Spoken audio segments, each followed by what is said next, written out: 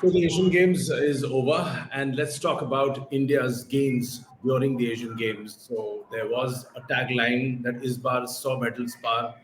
India has landed those 100 medals, which is a tremendous feat. But we also need to discuss that what were the specific gains of this entire mega event. Over to Sandeep for opening comments. I think number one, the moment you cross a century of medals, I guess it gives a lift not only to the athletes but a lot of juniors out there who are probably going to be there at the next Asian Games or the one after that. But I think a huge amount of belief has probably come into the process. I think that has probably been the biggest gain.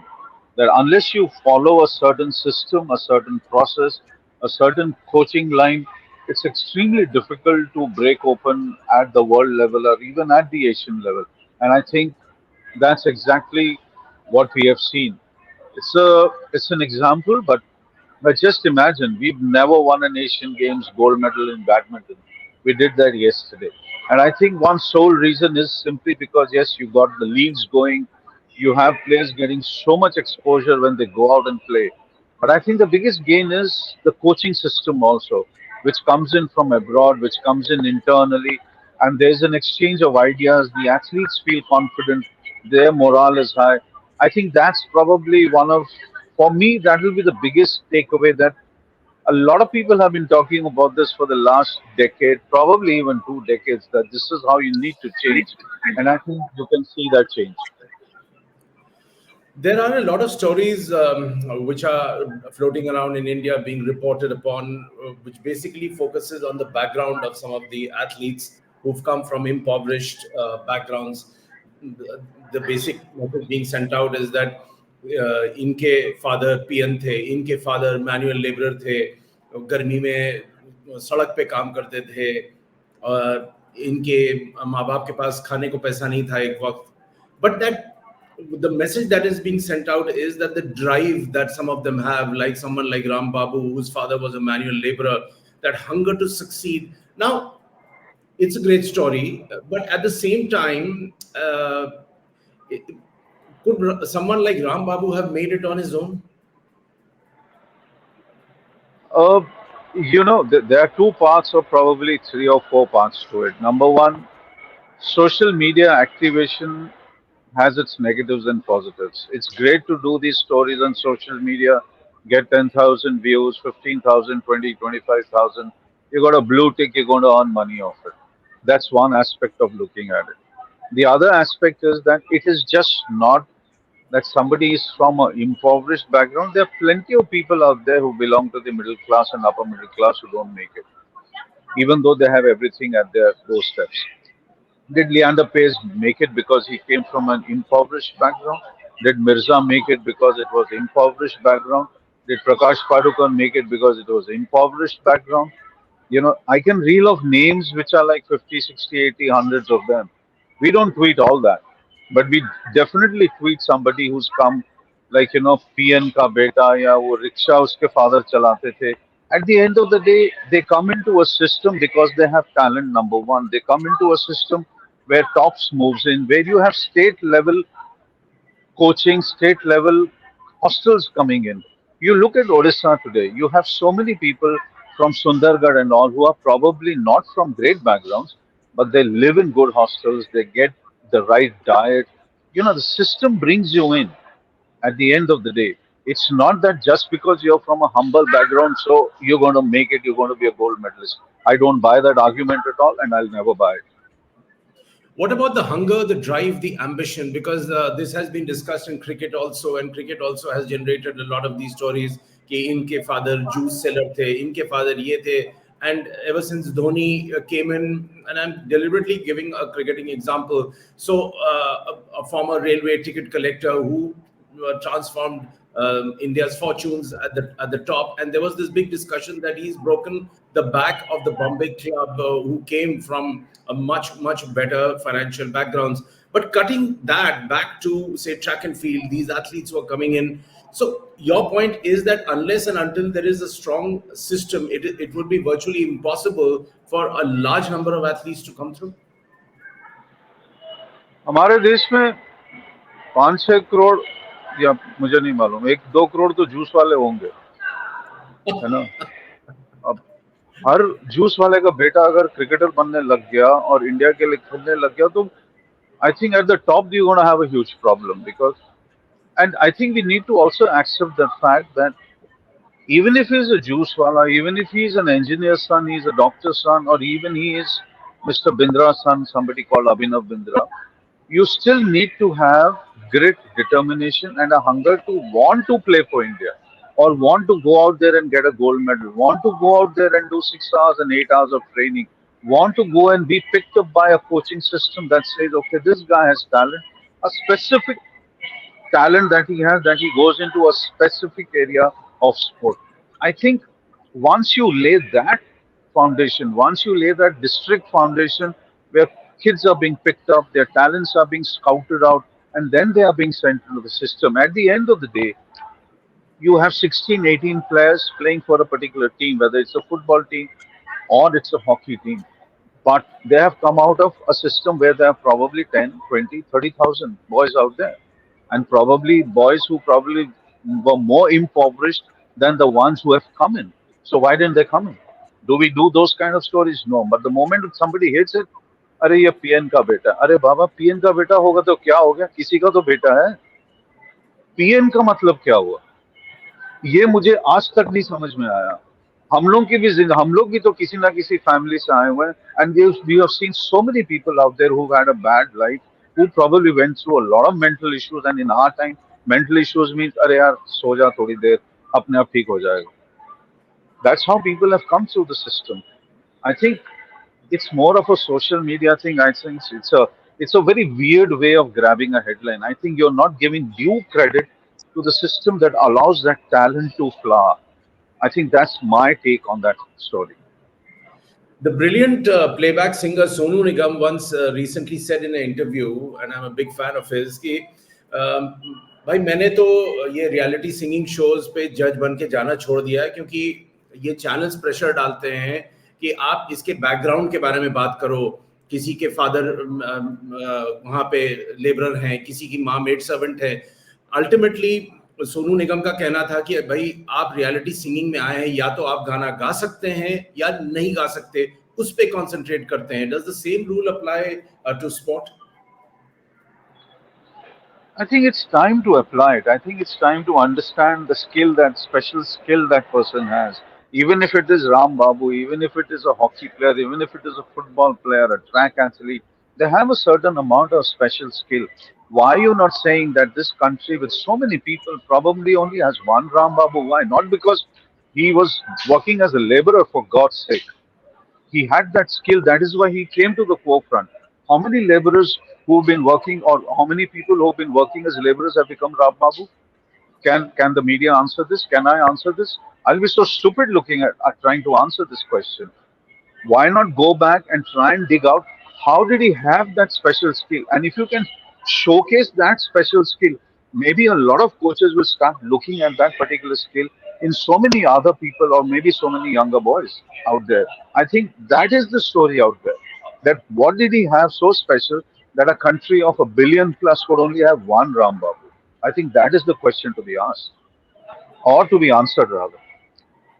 Sandeep, there are certain sports, and I'm asking you this deliberately, that if you take archery, if you take shooting, the fencing, sailing, they may not be the typical sexy sport compared to a track and field.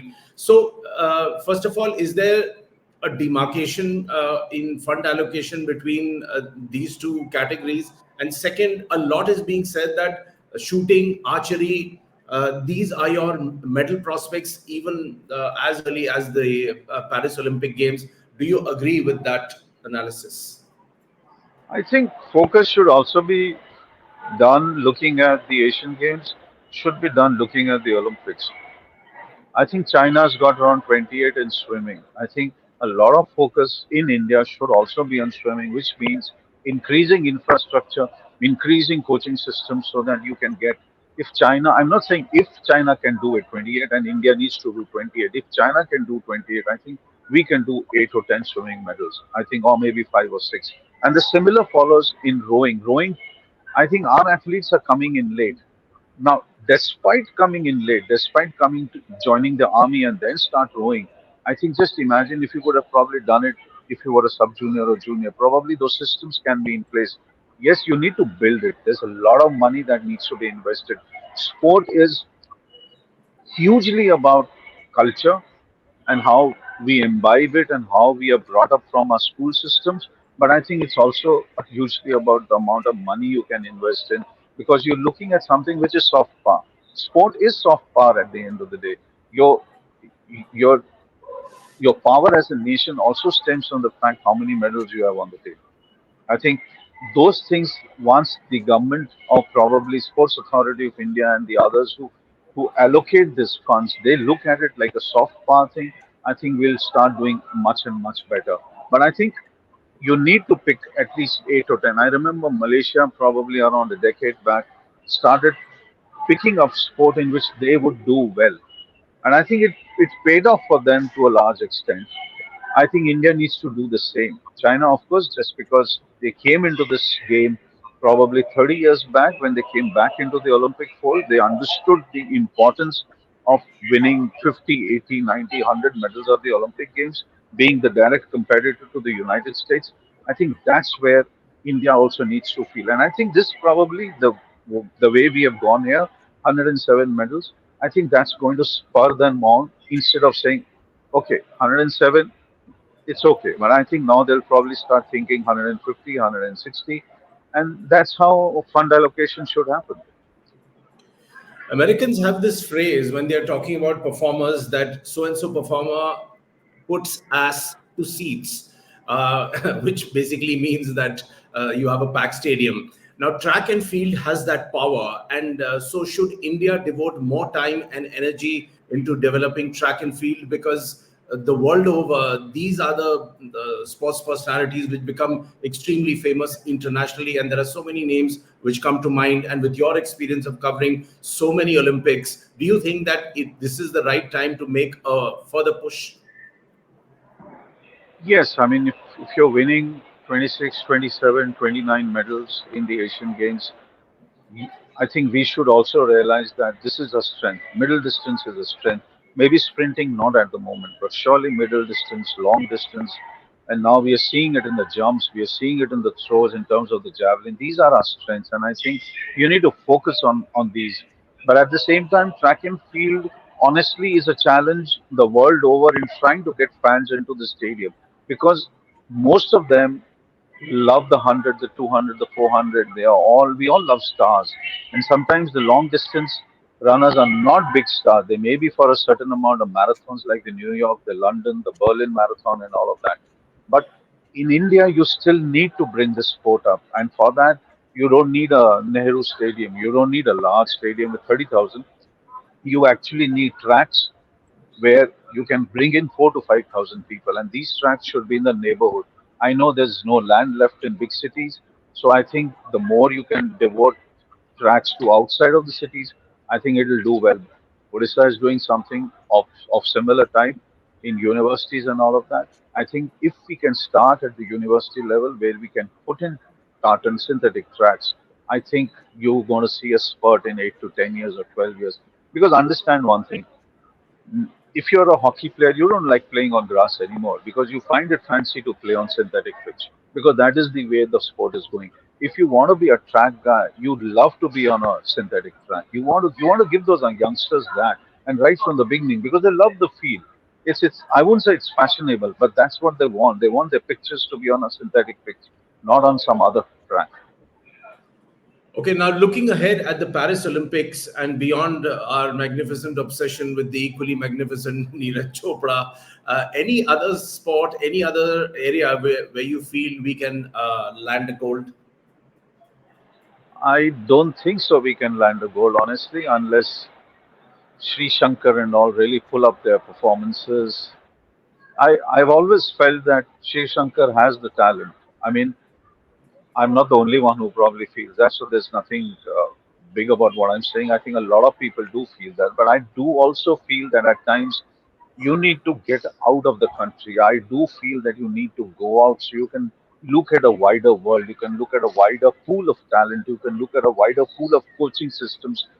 And for that, he will have to go join an American university where I think he can easily get a scholarship. Whether he'll go or not, I don't know. Whether he's going to stay in India and work his way out, maybe that's probably his answer to the question that I'm putting up. The example of Chopra for me is not that he's the Olympic or the world champion, but he's understood the systems that are followed across the world. He loves being abroad, not because it's much more cleaner in that sense, or that he gets to breathe clean air, but I think he's understood that if he goes abroad, then he meets those very people. He has those people around him who help him compete, who help him raise his level. I think that's what most of these athletes can do. You look at all the athletes who are in Colorado, they are all doing well, whether it is Parul, whether it is Sable, and the others. They all have increased their performances. I think that is essential for Indian athletics. Coming back to the gold medal, I don't know if Avinash can really crack it because to be able to crack it, you not only need talent, but you need a certain amount of awareness about yourself that I am as big as the guys I'm running with. You need to have that swagger. Maybe it's too soon to say that, but I think Paris will be too early. I think by the time we hit the next one, which is 28, you'll probably be seeing track athletes get into the final. Believe me, anybody who gets into the Paris final, whether it's, let's say, Hermelen Baines, for example, a classic case of should be going abroad to be able to do more middle distance. 800 and 1500 are one of the toughest and one of the most competitive races in the world. I think if she goes out and if she enters the final in Paris or even a semi-final, for me a final is probably it's worth its weight in gold. Leave Chopra aside because he's a very different beast now, but he became a different beast because he understood the route. I think most of these athletes really need to understand the route. They know it's the Olympic gold they're after. That's an Olympic final after, but they need to understand the route, the road, the path they should be walking on. And last but not the least, so did the Chinese treat you well? Yeah, yeah. Chinese food is great. I mean, for me, it's fantastic. A lot of people I know, a lot of my friends out here in the media and all, अरे यार Indian restaurant जाना है ये सब मैंने कहा मुझे नहीं जाना है so so most of them are running around to this place called Saffron. I heard the Kali dal was very good, but then the Indian Olympic Association had a dinner, so I think I had my fill out there, and I'm quite happy with but it's been in terms of the organizing, I have to say it's one of the best I've seen in terms of quality organizing. I mean, whether it's the buses, whether it's going in on time, whether it's the security clearances, everything happens in a minute, in seconds. It's not even a minute. You take 5 seconds here, 15 seconds there. The bus is supposed to go at 8 o'clock in the morning. It leaves at 8:01 second. It won't be even 1 second extra. It won't go 1 second earlier. In that, I think nobody can beat these guys. This is very very special what I have seen in terms of organizing, and I think a lot of countries in Asia should follow this. That's fantastic. Enjoy the rest of your time now in Hangzhou. I believe you'll have to catch a flight out early tomorrow morning. Yeah. And from Team NNS to all our viewers, it's been great connecting with you. We did our best. Send us your feedback and goodbye for now. Bye. Thanks.